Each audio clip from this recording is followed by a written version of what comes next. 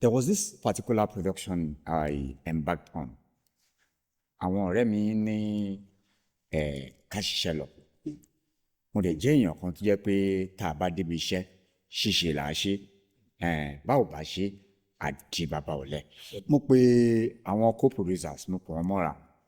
Mo pe technical crew, mo pè wọ́n mọ́ra.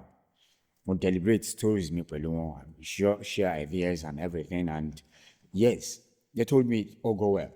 Àdẹ̀wò the financial involvement, okay, ó yẹ kí iye báyìí lè parí movie. And before you know it all, we went into the location and a dẹ̀ bẹ̀rẹ̀ iṣẹ́ yẹn. Location tá a mú tá a wò pa fẹ́ ṣiṣẹ́ fún ọjọ́ 4 sí 5. À ń bá iṣẹ́ yẹn bọ̀. Ọjọ́ bí ẹ mọ̀ iṣẹ́ wa eré là á pè é, ṣùgbọ́n iṣẹ́ ńlá ni. Yes, bí eré bí àwàdà, à ń bèrè àníyàn yẹn bọ̀.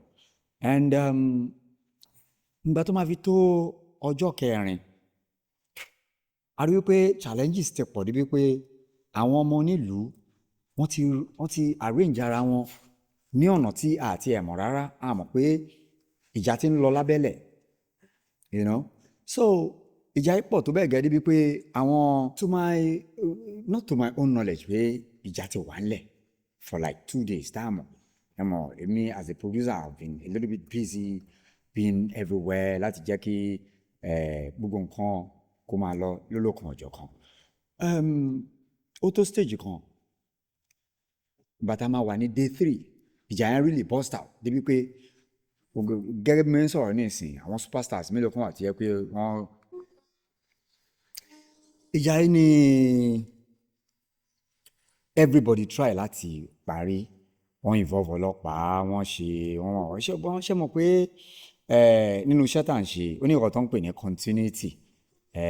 Ó ṣeé ṣe kó jẹ́ pé èèyàn 3-4 láti jọ wà lórí set tẹ́lẹ̀tẹ́lẹ̀ rí nígbà tá a ti jọ jókòó tá à ń ṣiṣẹ́ lọ. Tí èèyàn kan bá ti kúrò láàrin yẹn, iṣẹ́ yẹn lè má pè mọ́. Nígbà tí ìjà yìí máa parí, tá a máa padà wò pé èèyàn mélòó ló kù lóko, ẹ jẹ́ ká ṣara pọ̀ ká continue iṣẹ́. Onírúurú àwọn artist, ẹlòmíì ti gbé báàgì ẹ̀, ó ti yá dànù. Ṣé kójú má rí bi? Gbogbo ara lóògùn ẹ̀, ẹlòmíì ti fẹsẹ̀ fẹ́. Olóòtú gẹ́gẹ́ bí producer, wọ́n á jókòó, mo wájú, mo wẹ̀yìn, ó wá kèmí nìkan. Yorùbá dẹ̀ bọ̀, wọ́n ní tó bá kọjú sí ẹ kó tá, tó bá kẹ̀yìn sí ẹ kó ọ̀tá, àmọ́ bó bá ti wá tó bọ̀ nìkan. Kí á pa, mo ya dira mi mú, mo ya tèrò ara mi pa. Mo rò pé tọ́ agbè ló fọ́, omi èyí dànù. Àmọ́ owó tá a ti pàǹtẹ̀tẹ̀ sórí iṣẹ́, bó la ṣe kó padà, ìyẹn gangan ni challenges tó wà nídìí iṣẹ́. Ṣé rí pé ìyẹn náà kò funny rárá. It wasn't as a funny experience, but what can we do to eradicate all this? Ìyẹn la fi ń pe àwọn ìjọba, kí ìjọba jọ̀ǹtò Ọlọ́run kan bá ní ọwọ́ sí ètò entertainment ní Nàìjíríà. Nítorí pé ẹ wo òkè òkun, entertainment is a source of living. Ẹ wo Bollywood, iṣẹ́ tí wọ́n mú lókùnkúndùn ni, tí ìjọba dẹ̀ bá wọn lọ́wọ́ sí, tó fi jẹ́ pé kò sí ni ẹni tó bá dáwọ́lé iṣẹ́ ìtàgé nírú àwọn onírúurú ìlú yẹn, àṣeyọrí báyìí náà máa ṣe. Torí pé ìjọba ṣe kí ni, wọ́n dúró wọn dì wọ́n gbágbágbá báyìí, wọ́n dúró tì wọ́n, wọ́n á fún wọn ní lónìí, wọ́n á fún wọn níbi tí wọ́n ti lè ṣeré, wọ́n á fún wọn nílẹ̀, wọ́n á fún wọn lórí onírúurú in tó lè support wọn láti ṣe àṣeyọrí lórí iṣẹ́ yẹn. Èmi tẹ́ ń wò ní bàbá àtìyá sọ ní Stanley Owemedimo. Nígbà tí mo bọ́ sí ìgboro ayé, àwọn èèyàn bẹ̀rẹ̀ sí ní pè mí ní Mr. Simple. As a matter of fact, I own an outreach, a media outfit. It's called Alba Media Nigeria. Lákòótán, ọ̀pọ̀lọpọ̀ àwọn èèyàn máa pè mí ní Alba, ṣàṣà níbi tí n bá ti wọ̀. Wọ́n wá mo gbé sàárà mi, mo gbé kọjá mọ́ṣáláṣí, mo wọnú movie industry.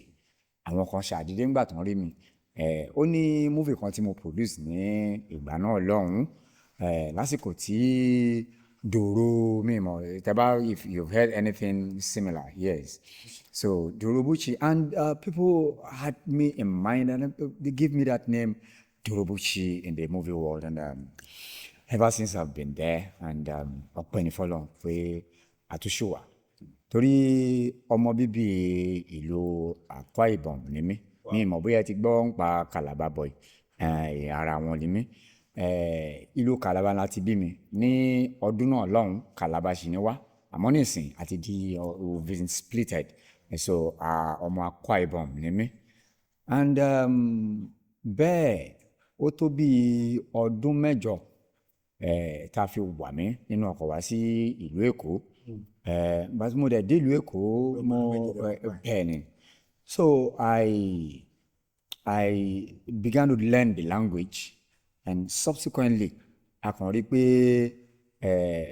ó ṣe bẹ́ẹ̀ bí eré bí àwàdà ohun náà má ti lẹ̀ mọ́ mi ní orí ahọ́n abẹ́ ẹ̀rọ ọlọ́run ṣá èmi náà rèé o ṣe rí láì ní dóònà pẹ̀lú mo rí pé èdè Yorùbá ó ṣàṣì rọ̀ mí lọ́rùn tó bẹ́ẹ̀ gẹ́gẹ́ bí pé kò sí tí mo àtàyínìke àyínìpadà bẹ̀ mo kàn ṣáà bára ń díẹ̀ àwọn èèyàn máa bí mi pé bóun ni mo ti ṣe débí mo ní tọ́ èmi náà rèé o lọ́wọ́ lọ́wọ́ wáìdù ọba tààlà tá a gbọ́dọ̀ bí léèrè pé bóun ló ti ṣe ń ṣe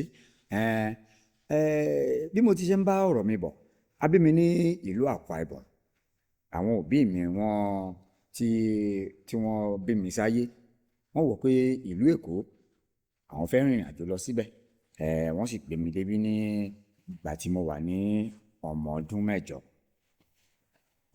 ni mo wà tí mo ti padà débí mo bẹ̀rẹ̀ iléèwé alákọ̀ọ́bẹ̀rẹ̀ lódodo mo ti bẹ̀rẹ̀ iléèwé alákọ̀ọ́bẹ̀rẹ̀ ní ìlú Calabar ṣùgbọ́n nígbà tí mo débí mo ti darapọ̀ mọ́ primary school ìyẹn Orílẹ̀ Agége primary school ẹ̀yin old student mi mo ṣáà mú kí ẹ wà ń bẹ̀ ẹ ń gbọ́ mi báyìí ẹ má gbàgbé o kí wọ́n lè rí ọ̀rọ̀ mi wò ẹ bá mi tẹ button share ẹ like ẹ promote ẹ jẹ́ kó lọ ẹ comment lé lórí ẹ jẹ́ káwọn èèyàn mọ̀ pé ọmọ Calabar kan wà níbì kan tó lè sọ èdè Yorùbá bí ẹni láyìn kò tí ì yé yín bẹ́ẹ̀ yẹn nítorí tẹ́ ẹ bá ti like tẹ́ ẹ share tẹ́ ẹ comment wọ́n lè má rí mi wò ẹ̀yin olólùfẹ́ mi ẹ jẹ́ kán rí mi wò ẹ jọ̀ọ́ nítorí Ọlọ́run ẹ jẹ́ kán kó mi mọ́ra wọ̀ṣọ̀wọ̀ṣọ̀ kò tí ì yé yín bẹ́ẹ̀ yẹn gẹ́gẹ́ bí mo ti ṣe ń bá ọ̀rọ̀ mi bọ̀ ní ìgbà náà lọ́hùn-ún as a toddler ọmọ kékeré primary school days mi mo lọ sí Orílẹ̀ Agége primary school mo lọ sí Lagos Baptist secondary school mo lọ sí Lagos State Polytechnic and one of the basic thing tá a máa ya èmi fúnra mi lẹ́nu gan torí pé ọ̀pọ̀lọpọ̀ èèyàn sọ wá ń bi mí pé báwo lọmọ Calabar ṣe máa sọ Yorùbá bíi mo ń bá ọmọ kan chat recently lórí Facebook mo dẹ̀ ń type Yorùbá sí mo ń type ẹ̀ mo ń yan àmì orí mo ń yan ọmọ sí ń dì í ó dẹ̀ ń wò pé ó ní kí n má type eléyìí ránṣẹ́ sóhun mọ́ báwo mo ṣe ń ṣe báyìí náà mo ní kí ló dé ṣé ọmọ Yorùbá ní ẹ̀ náà kí ló ṣe Kàbírá tí ò lè ka Yorùbá ó ní Kàbírá lòun ò lè ka Yorùbá ni èmi ọmọ Calabar mo ṣe wá ń ka Yorùbá Calabar ka Yorùbá Kàbírá ò sì lè ka Yorùbá ẹ má bínú ṣe rí I really want to talk about my experience in the movie world. Somehow I found myself around movie making and I'm a production personnel. Mama di camera mu tí àwọn ìbò ń pè ní director of photography, mo ya musical, mo ya movie. I have so many productions to my accredit. And mo tún wá jẹ́ èèyàn kan tó yẹ pé láfítà tí n bá yà tán tí n bá padà délé màá tún máa jókòó sí studio láti ṣe editing yẹn fúnra mi ṣàdédé one of these days ìkànnì àwọn guys àjọ ń vlog papọ̀ nínú movie industry ọkàn wò pé a wà ní location ní ọjọ́ kan náà wò pé ta ló wá fẹ́ bá a ṣe tó fẹ́ bá a play role ọba yìí torí bẹ́ẹ̀ ni tó fẹ́ bá a play ẹ̀ ó ti sọdá bọ́dà sódì kejì wọ́n dẹ̀ ń pè é nọ́mbà ẹ̀ ò lọ nígbà tí nọ́mbà ẹ̀ bá máa lọ á ní ó kù díẹ̀ tó ń fẹ́ ṣe tán ó kù díẹ̀ tó a dẹ̀ ti wà ní location for about 2 days or thereafter and one of the producers now walked up to me and said ẹ̀gbọ́n lóòótọ́ ẹ̀yin ni cameraman But I think at this junction, I'm allowed to turn the table around and, So it was like, I ran for the opportunity, but I've been pushed to the wall than kò sí nǹkan tí mo lè ṣe than to handle the role. Mo fẹ́ yẹlẹ̀ ṣùgbọ́n Ọlọ́run ò gbà.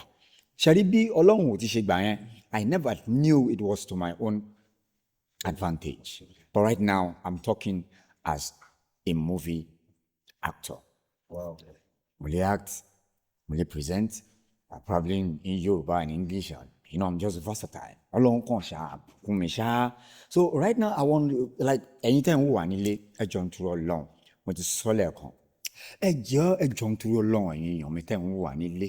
N tó máa dùn mí jù ní kí n ṣe gbogbo atótónu yìí kí n má wá ríra mi wò. N tí mo ṣe ni máa ríra mi wò lórí Feel Right News òun lélẹ́yìí.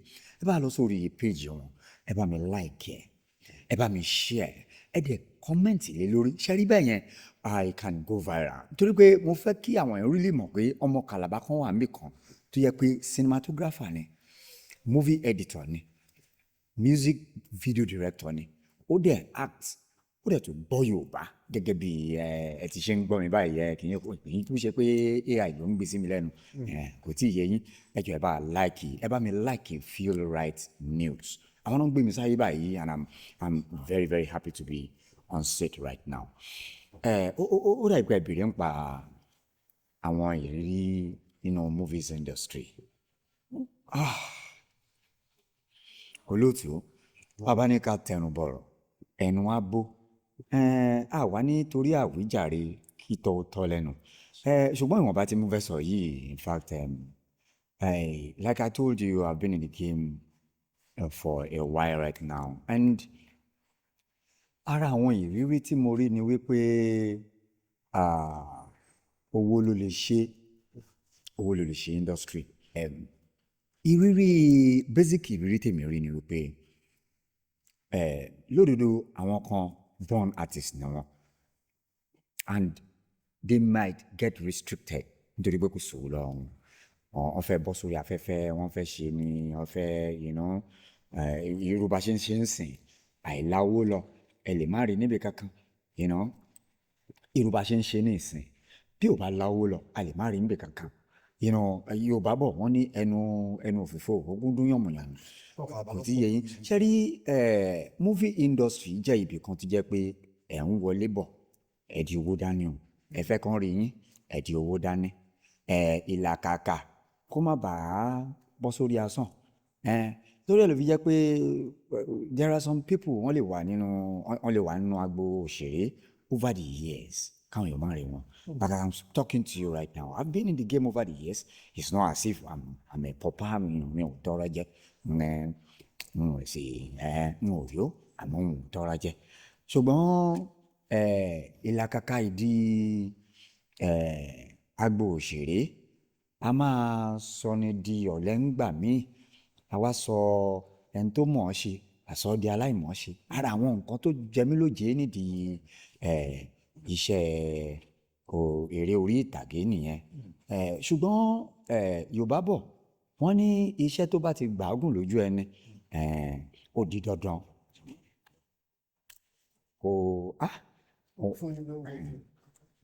ṣùgbọ́n Yorùbá bọ̀ wọ́n ní iṣẹ́ tó bá ti gbàágùn lójú ẹni ó di dandan kó fún ni lóúnjẹ jẹ. Ìdí ẹ̀ ni tó fi fà á débi pé ìdí ẹ̀ nìyẹn tó fi jẹ́ wípé àfi kémi ó là nídìí iṣẹ́ tí mò ń ṣe yìí.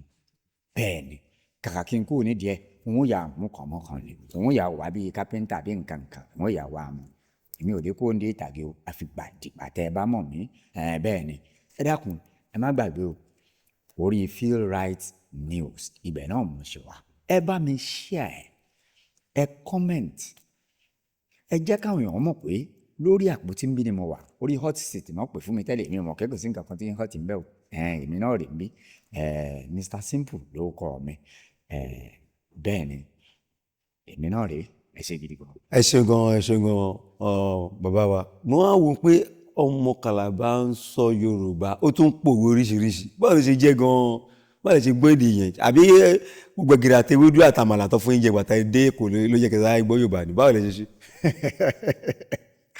òkú ní bínú olóòtú ṣe rí ní kété tí mo wọ ìlú Èkó baba landlord wa of his blessed memory baba Ìjẹ̀bú la pé bàbá yẹn bẹ́ẹ̀ ni ilé bàbá Ìjẹ̀bú mo ọkọ dé sí gbogbo kí n fọ fẹ̀tẹ̀dínáyìn nǹkan gbogbo ẹ̀ èdè tí mo kọ́kọ́ lajú bá nìyẹn. ẹ gbọ́ Jẹ̀bú. Kí n máa ṣe kò sí ní tí mo fẹ́ ṣe ibi tí wọ́n fi orí mi lálẹ̀ sí ní ẹ̀mú rẹ̀ wò okay if that's the case but as time goes on that relocate kúrò ní ibi tá à ń gbé ń gbà yẹn èdè yẹn ó bẹ̀rẹ̀ sí ní kí n lè sọ Jẹ̀bú I will improvise it somehow Yes. ẹ má bínú. ọmọ Calabar yìí sọ Jẹ̀bú wẹ̀. mo lè fọ Jẹ̀bú. mo lè fọ Jẹ̀bú. ọmọ Calabar fọ Jẹ̀bú. Now, I want to appreciate everybody.